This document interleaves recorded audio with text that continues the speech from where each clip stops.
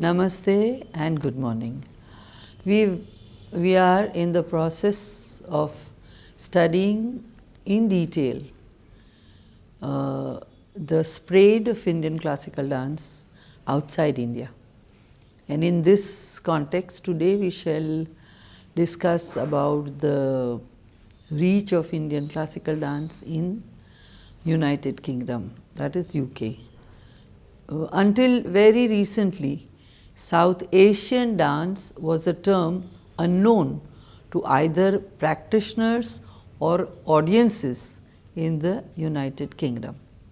South Asian dance was known as Indian or Asian dance, neither of which was technically correct. Asian was too vague, Indian was too specific, and left out the dance forms of other countries that formed South Asia. On the other hand, South Asia refers to the whole subcontinent regardless of political boundaries.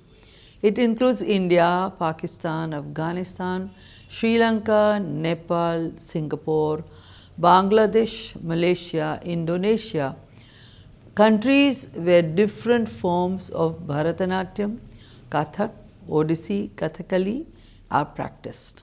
Hence, South Asian dance has become the accepted term to indicate dance traditions of the subcontinent, especially India. In the case of most colonized countries in the tropical belt, the developing countries, that is the developing countries, their traditional art and craft forms were often dismissively labeled as ethnic, exotic by their colonizers, the developed countries, and not befitting the classical description. The same fate was suffered by Indian classical dances in the UK, even though dancers such as Uday Shankar, Ram Gopal, Shanta Rao, Krishnan Kutty and Mrinalini Sarabhai had performed to accolades and widespread appreciation in Britain between 1920 and 1965. It was the Asian Music Circles, that is a local organization, promoting and interpreting Indian culture to the non-Indian society, and it was their efforts at getting dancer couples as teachers to the UK, such as U.S. Krishna Rao and his wife Chandrabhaga Devi, that saw the first organized and long-lasting series on Indian classical dance in the UK in 1966. A few years later, the explosion of Indian communities from East African countries such as Uganda, Kenya and Tanzania saw a vast influx of Indian passport-holding Indian Asian communities take refuge in the UK. Now, there was a huge community in the habit of cultural consumption and audience. Almost overnight, the Bharatiya Vidya Bhavan, also called the Institute of Indian Culture, grew by leaps and bounds. From a small office in 1972 to 77, when it opened a huge West London cultural centre offering a platform for performances. Simultaneously, a challenge in perception was taking place in the British white society. The 1970s witnessed a series of public debates on the place and nature of the arts. Young practitioners, especially a huge student population, challenged the old and set assumptions that cited the arts in conventional art houses, galleries and dance studios.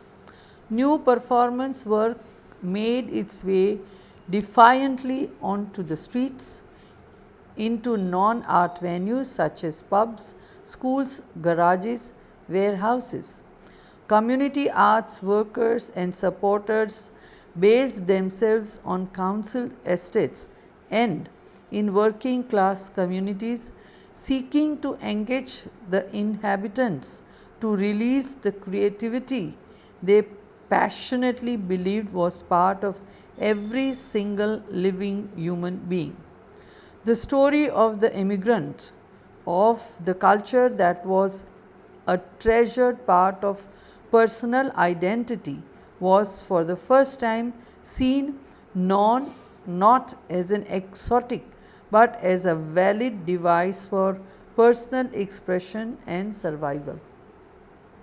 In 1976, a report on the state of ethnic arts titled "The Arts Britain Ignores," prepared by the Arts Council, came as a significant supporter of Indian classical dance in its struggle to move away from the marginalized exotic to the world of professional arts.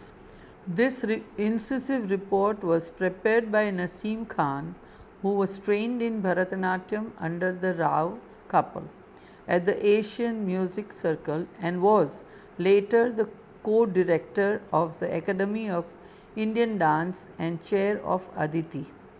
Having established their credentials for authenticity, purity and classicism with those who believed only in Western classical ballet traditions, the Indian dancers in the United Kingdom, however, slowly moved away from the desire to restate the longevity of the classical Indian dance, as was the case with the dancers in the post-independence Indian decade of the 40s, 50s and 60s.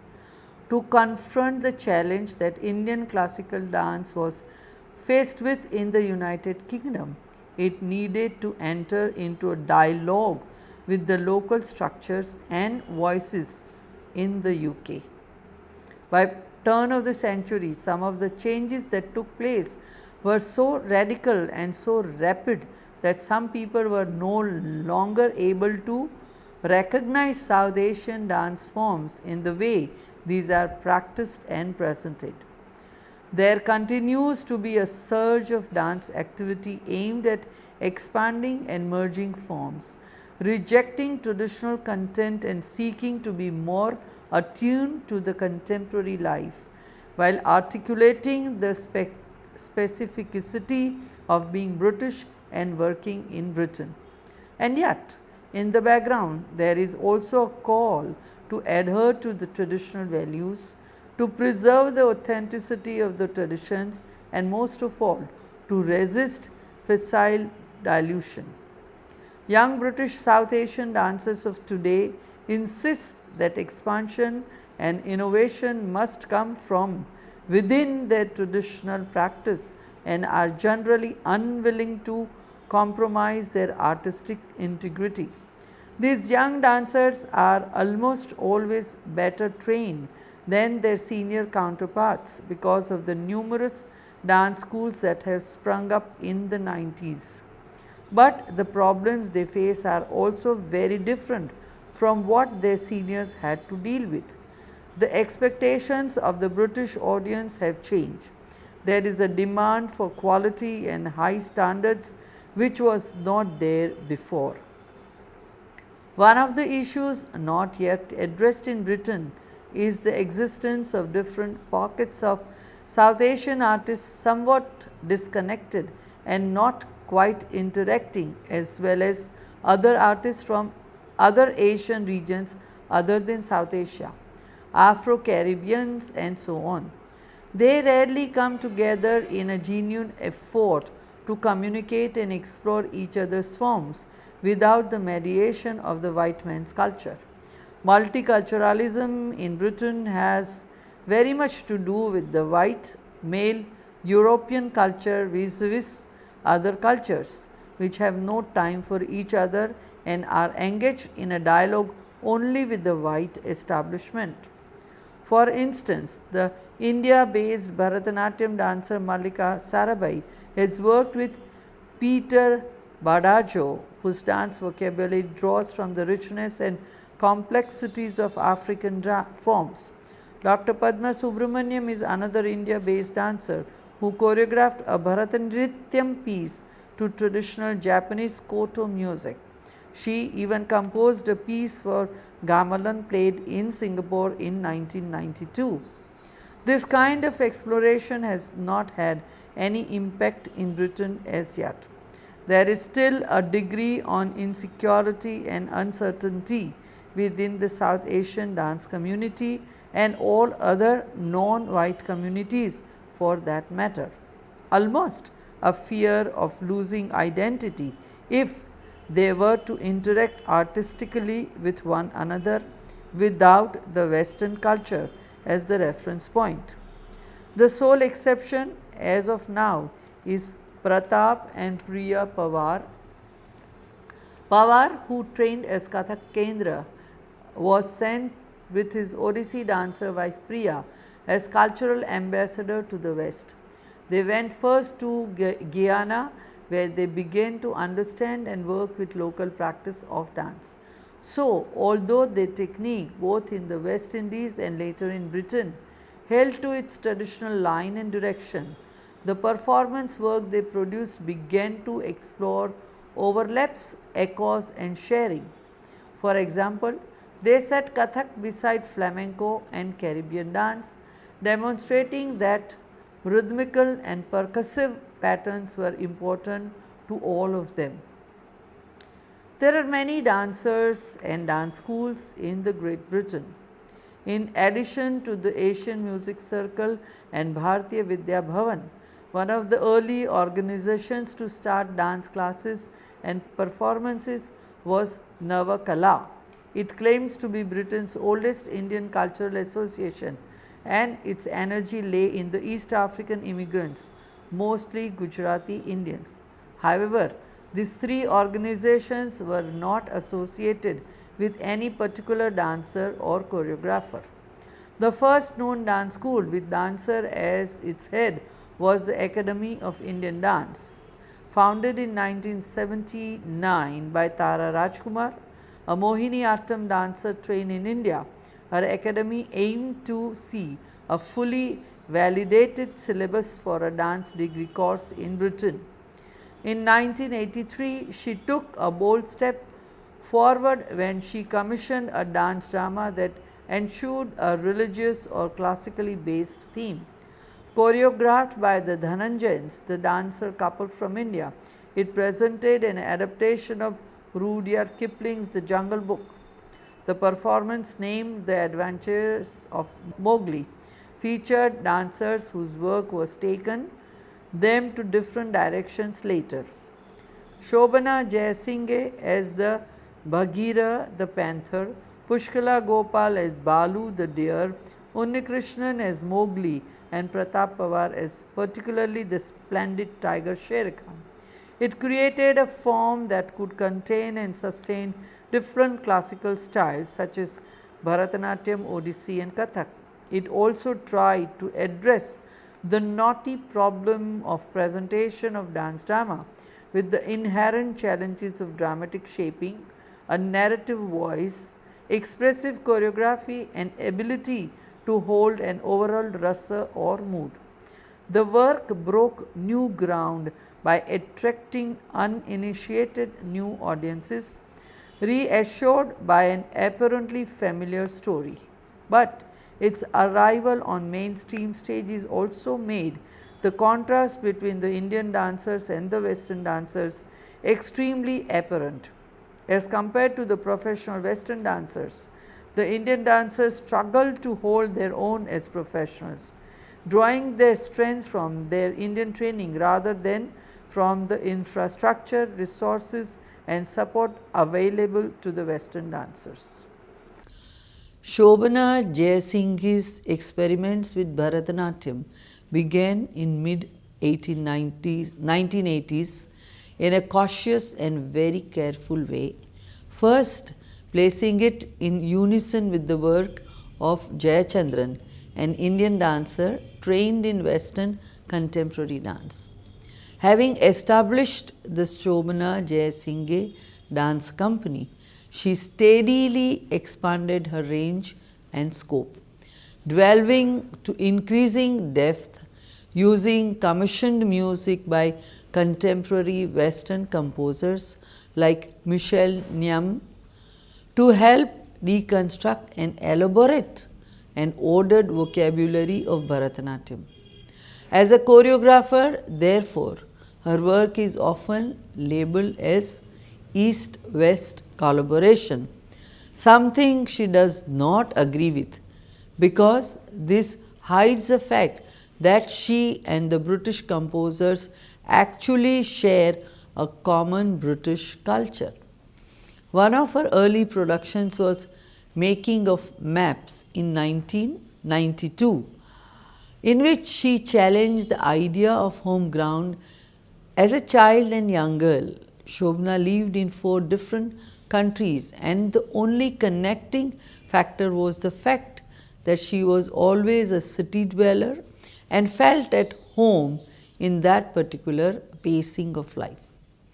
The score for Making of Maps was therefore made up of sounds of a city, the hum of conversation, traffic, railway station, and domestic sounds. This was composed by Alistair MacDonald from Birmingham. Woven into the composition were fragments of Carnatic music, ensemble rehearsing, an ensemble put together by Ramamani, who lives in Bangalore, India. The music that Ramamani composed for the piece emerged as a quote within the overall composition. It had an accessible entrance that the age of electronics has given to all types of music.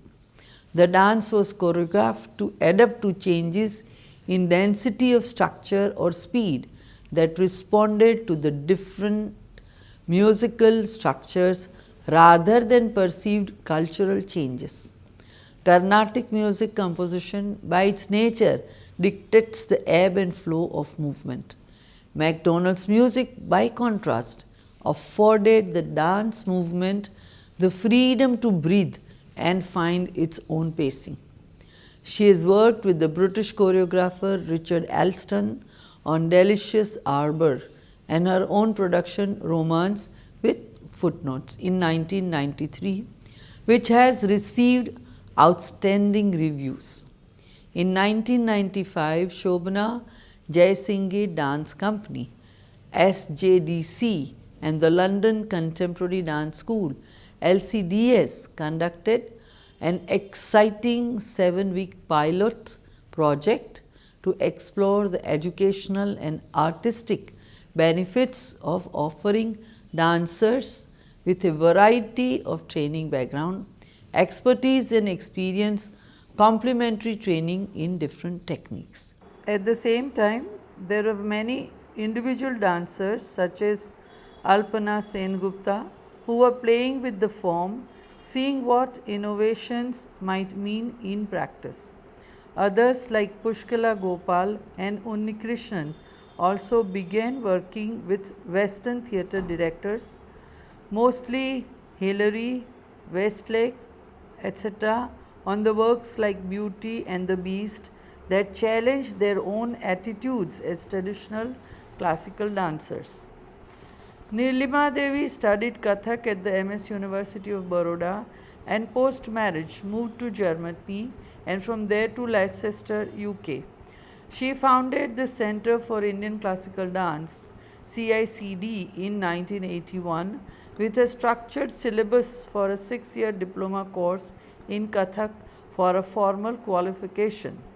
The institute has become an important part of Leicester's pioneering dance provisions under the umbrella of Asian Youth Dance. In addition to a very busy teaching and performance schedule, Nilima has been concentrating on choreography where she blends the traditional with the contemporary in creative ways. One of her early experiments was choreographing a 7-minute Kathak dance piece on Beethoven's Piano Concerto No. 1. In 1989, she choreographed a production of The Ugly Duckling, a dance ballet set to a creative score of Indian music with 50 school children as a support cast.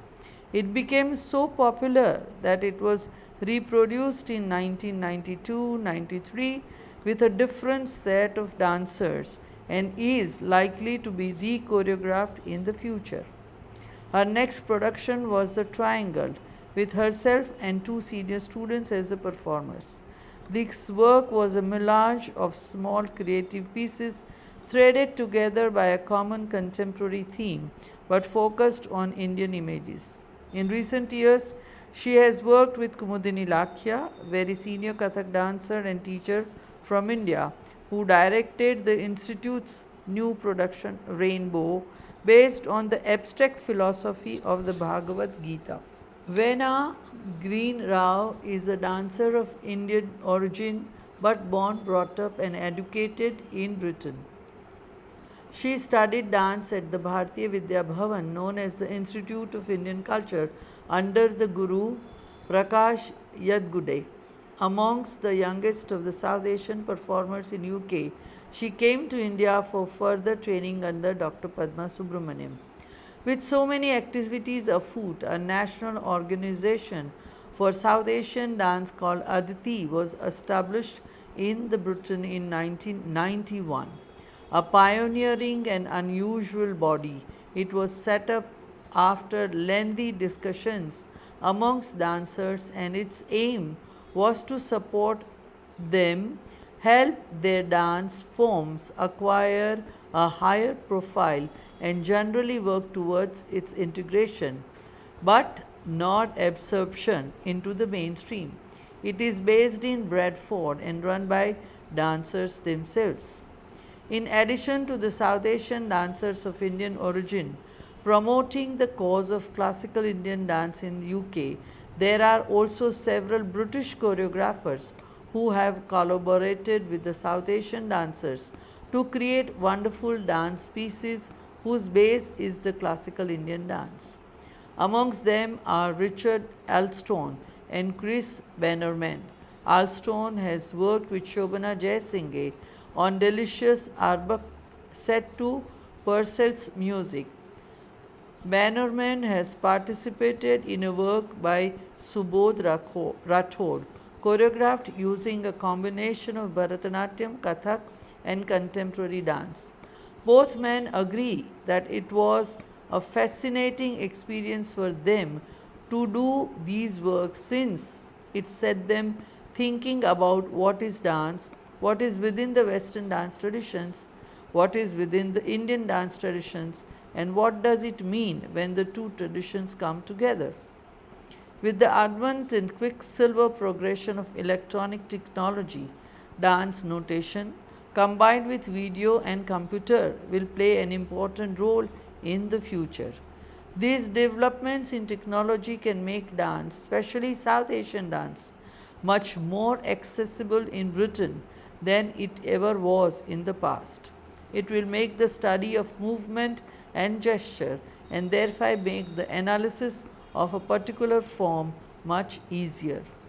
Technology is likely to impact form as well and the actual act of choreography. When dance is viewed on screen as against on stage or a formal platform, dance appears very different, and modern day choreographers need to keep this reality in mind in their work. Technology is likely to break down the sense of isolation that the dancers and choreographers often feel and get them to develop connections, and it is therefore expected to change a lot of things on how dance is practiced, imagined, conceptualized, and choreographed. So, this is how the Indian either born or Indian dance trained dancers have made their real strong mark in the United Kingdom.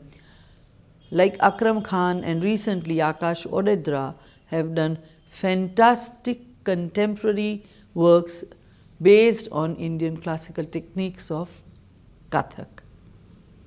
Thank you. Namaste.